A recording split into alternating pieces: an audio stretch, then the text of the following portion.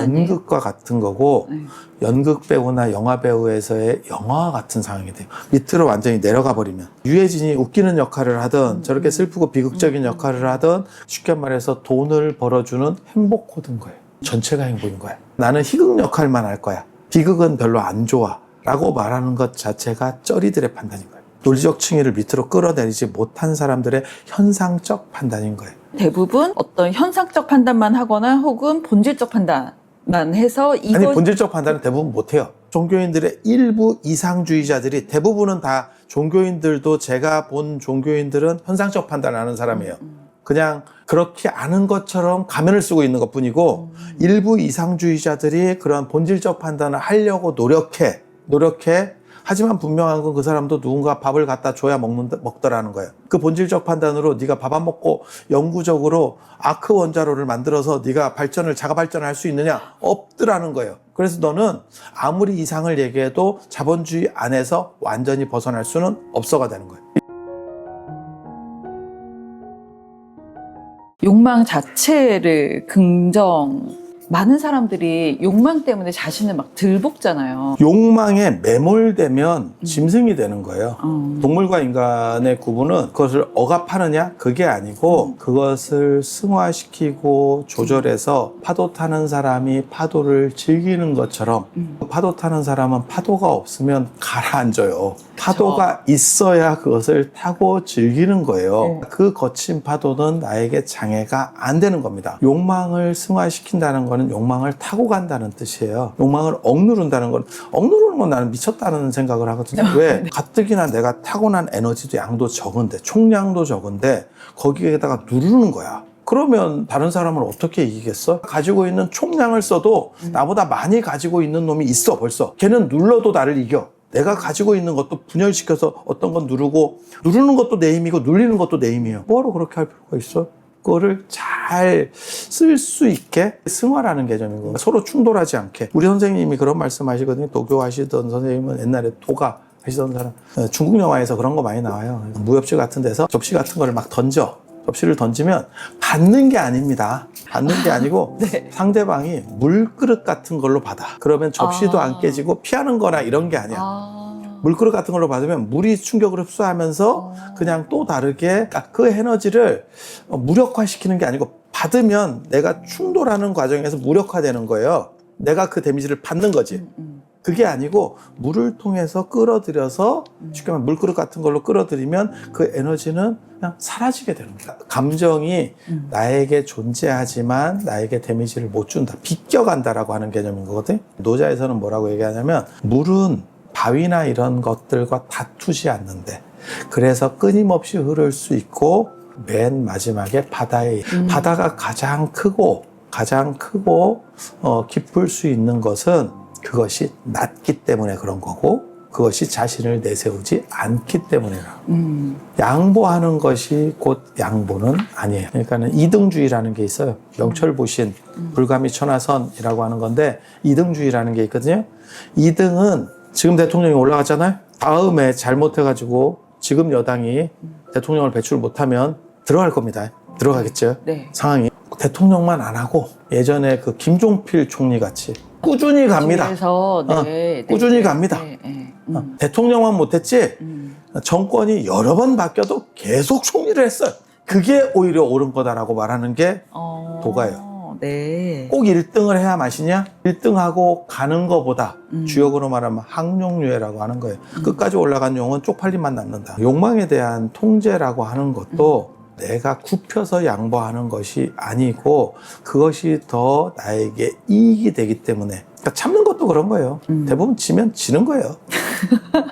네. 그런데 방어 기제를 형성을 해야지. 그래야 자기가 안 미치니까.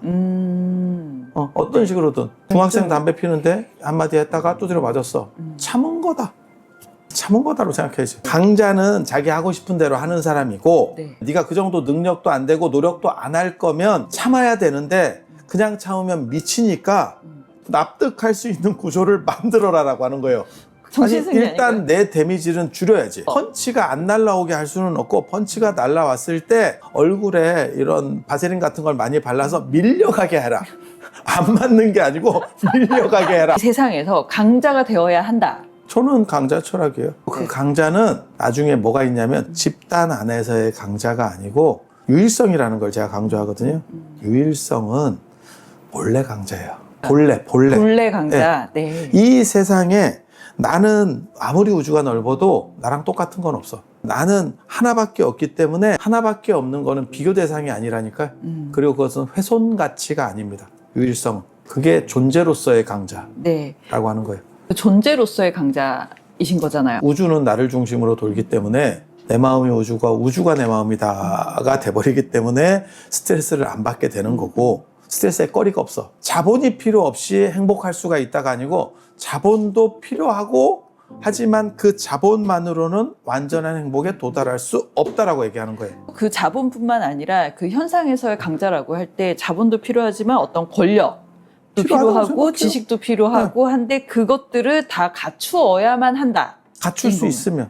가- 없으면 달팽이 같이 들어가서 네. 자기 방어 기제를 철라지망을 피고 있는 거고, 동시에 두 개를 다 해야 돼. 왜냐면 아무리 권력이 강해도 내려갈 날이 트럼프들 몇 년 남았겠어. 내려갔을 때 네가 어떡할 건데, 그 뒤에 휘두른 과보가 들어오겠지. 그래서 그 두 가지를 다 해야 돼. 그러니까 내가 잘 나간다 그래서 이게 필요가 없는 거냐, 이 본질적 행복이라고 하는 게 필요가 없는 거냐?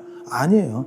현사적 행복은 차등에서 나오는 거고, 그래서 돈 없이 행복할 수 있다. 그거는 자본주의라고 하는 것을 이해하지 못하는 사람들. 그리고 그런 사람들의 대부분은 사기입니다. 그러니까 명상센터가 그런 사기들을 잘 쳐. 그럼 너도 돈을 받지 말든가. 돈을 안 받으면 명상센터 안 할걸? 바다로 얘기하면 밑에서 흐르는 흐름이 하나가 있는 거고, 실제로 있습니다. 예, 지하에서 흐르는 흐름이. 그리고 위에 현상적으로 파도가 있는 거예요. 그리고 행복론에서의 가장 중요한 것은 이 파도를 정지시키는 게 아니고, 이면에, 그러니까는 바닥에서 흐르는 그 흐름 속에서 현상을 보면 현상은 즐거움일 뿐 나에게 장애가 되지 않는 거예요. 그 현상이 즐거움으로 나타날 때도 있고 뭐 슬픔이나 아픔이나 고통이나 불안으로 나타날 때도 있나요? 그건 아니에요. 연극과 같은 거고, 네. 연극 배우나 영화 배우에서의 영화와 같은 상황이 돼요. 밑으로 완전히 내려가 버리면 유해진이 웃기는 역할을 하든 저렇게 슬프고 비극적인 역할을 하든 쉽게 말해서 돈을 벌어주는 행복 코드인 거예요. 전체가 행복인 거야. 나는 희극 역할만 할 거야. 비극은 별로 안 좋아. 라고 말하는 것 자체가 쩌리들의 판단인 거예요. 논리적 층위를 밑으로 끌어내리지 못한 사람들의 현상적 판단인 거예요. 대부분 어떤 현상적 판단만 하거나 혹은 본질적 판단만 해서 아니, 본질적 판단은 대부분 못해요. 종교인들의 일부 이상주의자들이, 대부분은 다 종교인들도, 제가 본 종교인들은 현상적 판단을 하는 사람이에요. 그냥 그렇게 아는 것처럼 가면을 쓰고 있는 것 뿐이고, 일부 이상주의자들이 그런 본질적 판단을 하려고 노력해. 하지만 분명한 건 그 사람도 누군가 밥을 갖다 줘야 먹더라는 거예요. 그 본질적 판단으로 네가 밥 안 먹고 영구적으로 아크 원자로를 만들어서 네가 자가 발전을 할 수 있느냐? 없더라는 거예요. 그래서 너는 아무리 이상을 얘기해도 자본주의 안에서 완전히 벗어날 수는 없어가 되는 거예요. 예전에 제가 다른 책 쓸 때 그 얘기했거든요. 힐랍 철학자 중에 철학이 돈이 된다라고 말하는 사람이 있었어. 그러니까 그걸 어떻게 변증할래? 라고 하니까 그 사람이 결국 자기 지식을 이용해서 기후를 예측을 해요.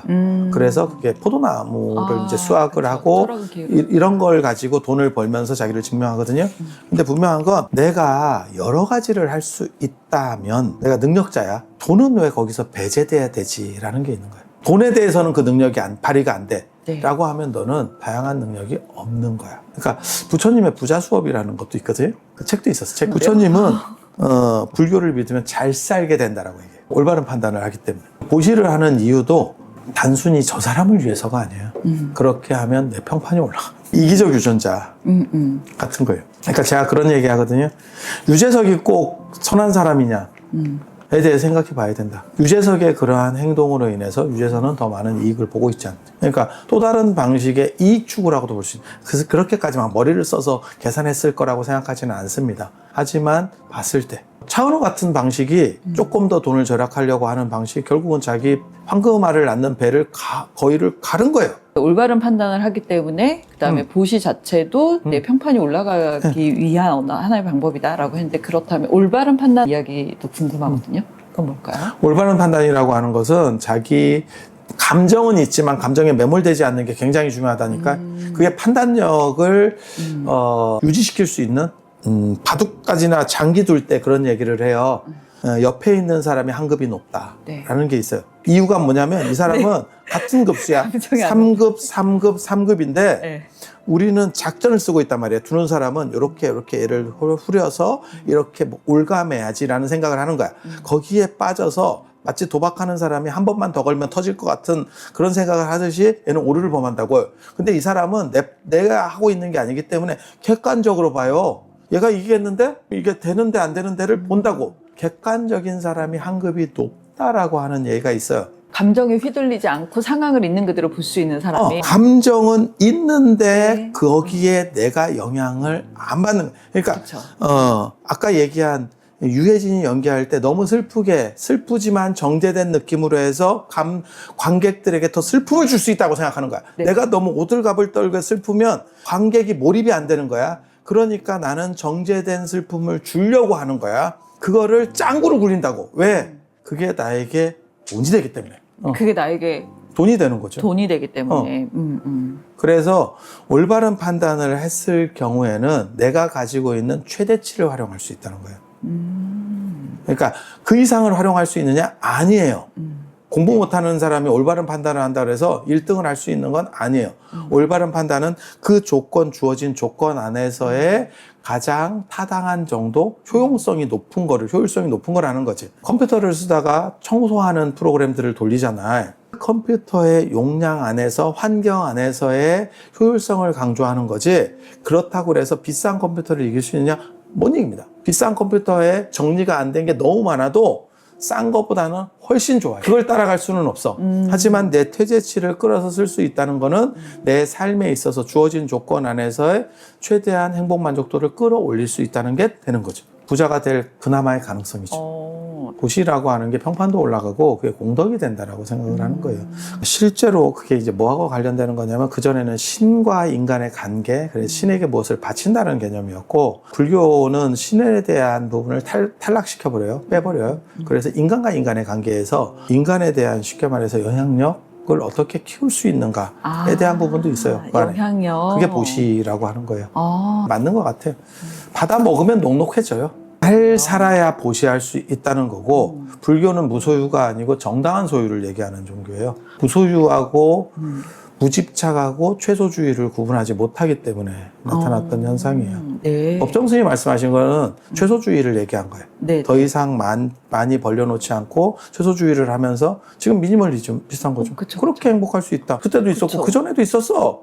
유생들이 그냥 가난하게 청빈하게 행복 그 얘기도 똑같은 거예요. 아무것도 아니야. 그런 거를 가지고 대단하다고 말할 수 있는 사람은 아무도 없어. 무소유는 알몸으로 나와서 알몸으로 가는 걸 무소유라고 하는 거예요. 그게 자인화교입니다. 진짜 벗고 다닙니다. 박애주의자지. 모든 사람에게 보여주겠다. 거기서 네. 부처님이 그 얘기를 해요. 보기 싫은 사람도 왜 봐야 되냐? 바바리맨의 오류죠. 성추행을 하는 것도 아니지만 보여준다는 게 범죄가 되는 이유는 볼 게 없는 거예요.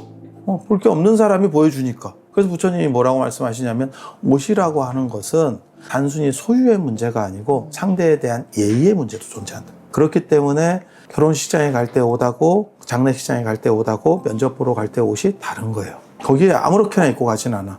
다 거기에 맞는 거예요. 그래서 저들은 무소유에 매몰된 사람이라고 비판하는 거예요. 불교는. 네. 불교는 무집착이에요. 네. 그러니까 정당한 소유를 정당하게 가지고 있다가 그것을 누리다가 거울이 사람을 비추다가 다음 사람이 나오면 다른 걸 비추듯이 그냥 떠나는 거예요. 이거는 아마 유목문화와 관련됐을 거라고 생각해요. 유목문화가 무집착이 생각보다 많아요. 저 같은 경우도 물질에 대한 집착이 상대적으로 적어요. 이유가 뭐냐면 제가 사는 공간이 일주일에 한 서너 군데 돼. 유목문화입니다. 현대 유목민. 그러면 어디에 네. 무엇을 쌓지를 못해요. 아, 그쵸. 네. 그래서 유목문화에서 나오는 흐름 중에 하나가 뭐냐면 가지고 다닐 수 있는 재산이 무엇이냐가 중요해요.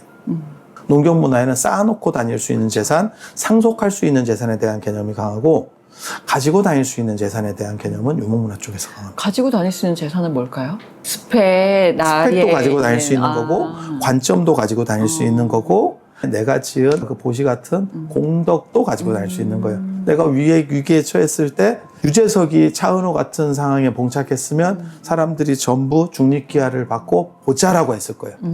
뭔가 이유가 있을 거야. 한번 확인해보자. 다 그런 식으로 갔을 그쵸, 거예요. 그쵸. 유재석의 선한 이미지가 긍정적으로 작동하는 거거든요. 그런 식으로. 그게 가지고 다닐 수 있는 재산이에요.